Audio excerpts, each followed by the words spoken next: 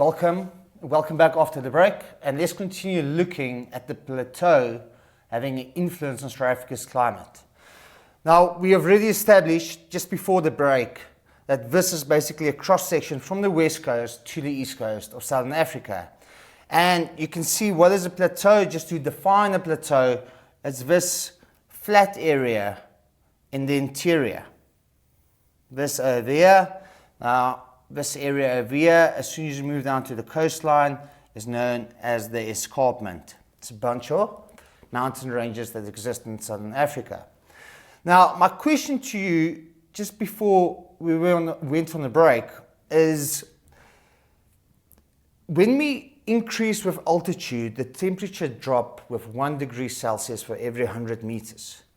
But how come places in the interior experience higher temperatures than the coastal areas if we're much higher in altitude? Now, grade 12, the simple reason for it is what we discussed a couple of minutes ago. Places like Port Nolloth and Durban, what type of temperatures do they experience? Maritime climate. What does the maritime climate do? It's been influenced by the ocean currents. It moderates the temperature. Now, places over the interior, like Johannesburg over here, what type of climate do they experience? Continental climate. So they experience nothing can moderate the temperatures over here, and that's the reason we experience warmer conditions over the interior than at the coastal regions. And that's the reason why the altitude factor doesn't play a huge role over the interior of Southern Africa. Now let's continue with the next slide. We've already established plateau. It's the flat area found in higher altitude. Altitude is height above sea level, and it's always in meters. So like I've mentioned, for every single 100 meters we increase with altitude, the temperature drops with 1 degree Celsius. Now, the steep escarpment, I showed you what the escarpment is. Let's just quickly back. It's these areas over here. What it does, it prevents moist air, especially from the east coast, reaching the interior because it needs to move very high. Now, what happens when this moist air rises? Because it's so high, it cools, condenses clouds and it rain. So before this moist air can reach us and let the formation of rain take place, it rains before it actually reaches us.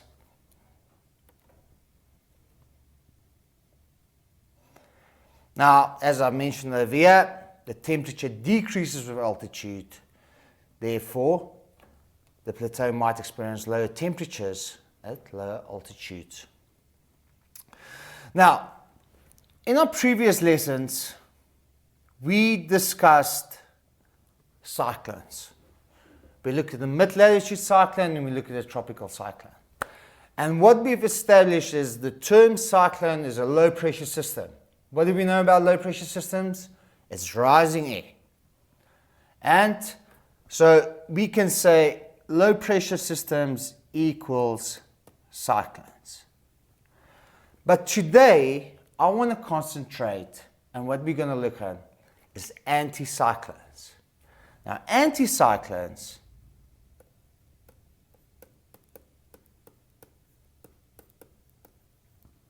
is high-pressure systems. Now, grade 12s, if a low-pressure system, a cyclone, is rising air, well, there's a high-pressure system, sinking air. Now, South Africa is dominated by 3 high-pressure cells, and this is vitally important. The reason why we are dominated by 3 high-pressure systems is because we are situated on a 30-degree latitude line. Let me just quickly refresh your memory, and then I will come back to this diagram. If you can remember global air circulation of air, first of all, the equator, the 30 degree, 60, 90. Now, where is South Africa situated? we are situated right over here on the 30-degree latitude line. Now we've learned in the past episodes that a low pressure belt exists at the equatorial regions because of warm conditions. And what happens over here? A high pressure belt exists on the 30-degree latitude. And that, grade 12s, is where we are situated.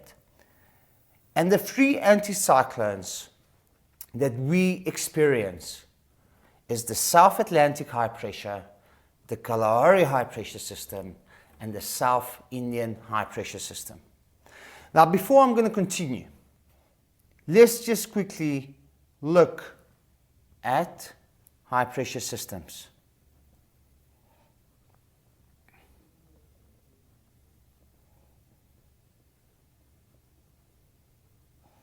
Now, a high pressure system is sinking air. That's the first thing that we need to remember.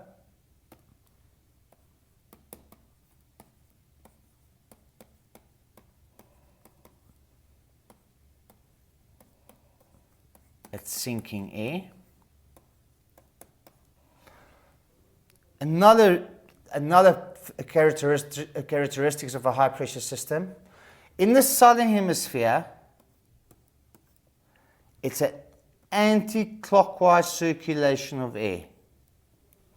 And in the northern hemisphere,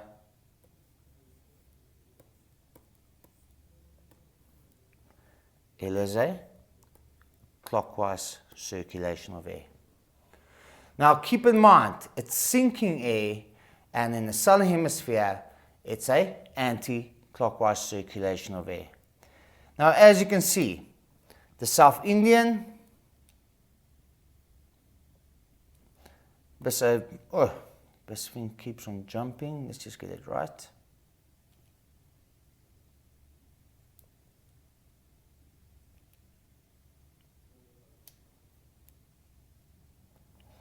This is the South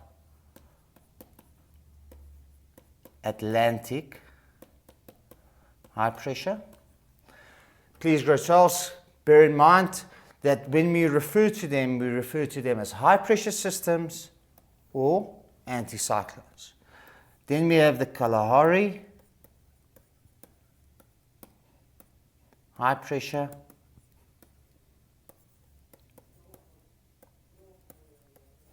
and last but not least, the South Indian. Now, the names are kind of self-explanatory, because if you look where this high pressure system is found, it's found over the Atlantic Ocean. And if we look where South Africa is, south of the equator, the Kalahari high pressure over the interior, this area over here, we experience the Kalahari. And obviously then we have the South Indian high pressure over the Indian Ocean. Please, grade 12s, don't get mixed up between ocean currents and oceans. Okay. Now, let's quickly look in detail into these three anticyclones or high pressure systems. We've mentioned them: South Atlantic, Kalahari High, South Indian. And these are anticyclones.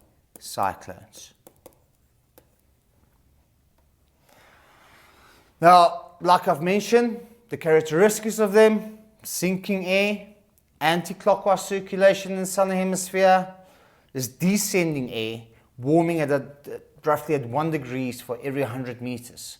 So as the air sinks, because South Africa is not situated where the polar regions are, is not as cold, we are closer to the equator. As the air sinks, it warms up.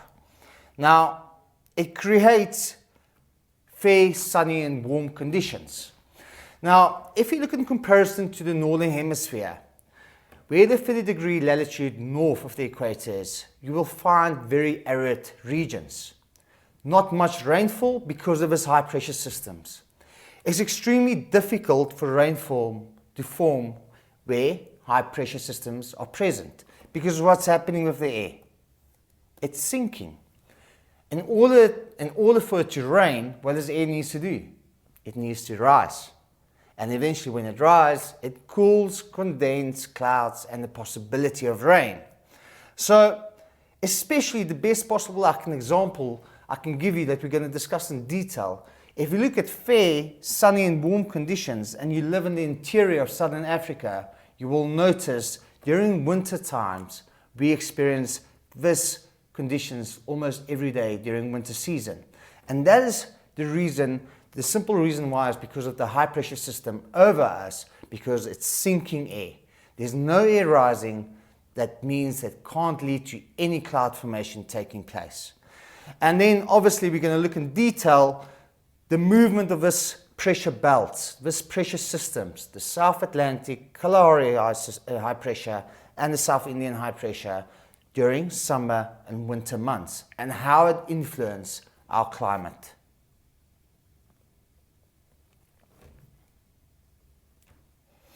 Now let's quickly look at the first one, the South Atlantic high. So you can call it the South Atlantic high pressure or the South Atlantic anticyclone. Now where is it situated? Over the South Atlantic Ocean, basically just off the coast of Namibia. Right? What does it create? It creates onshore southwestern winds in the South Atlantic west coast. Now let me quickly explain that to you before we're going to continue. Now, if this is South Africa, and what's important, you need to know the characteristics of your high pressure systems. So let's draw the South Atlantic high pressure belt, high pressure cell. Now what do we know is the air circulation in a high pressure system, anti-clockwise in the southern hemisphere. Now, because of the anti-clockwise circulation, this area over here is going to experiencing onshore flow. And this area over there is going to experience, whoops, just erase that.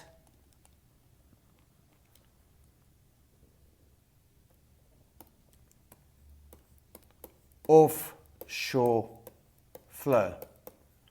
It's kind of self-explanatory if you look at it. What happens over here? Because of the circulation, the movement of this air is onshore, coming onto land. And because of the circulation, the air moves offshore flow. So what does it create? Let's go quickly back to the characteristics. It creates onshore southwestern winds to the South Atlantic west coast. Why? Because of the anti-clockwise circulation of the high pressure system in the southern hemisphere.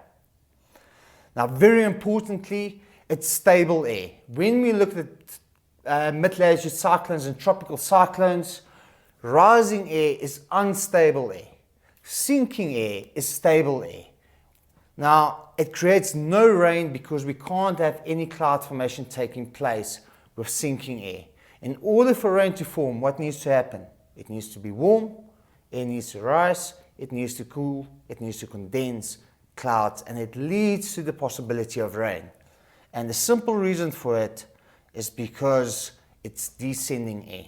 And what makes it less of a chance of rain taking place on the western coast of southern Africa is because of that cold Benguela current. Now, we've already established, if we look at where the South Atlantic high pressure system is, let's just quickly use a purple color over here. What ocean currents do we find over here? Sorry, this is a bit too dark. Let's use a lighter color. Now we got a cold Benguela ocean current, and we have already established, when we look at the factors influencing South Africa's climate, that it creates cool, dry conditions. So the chances for rain for this western coastline are very scarce. even though there's onshore flow bringing in the air over the coastline, but because of the cold Benguela current, the chances for the formation of rain will be minimal. Let's just go back with the South Atlantic.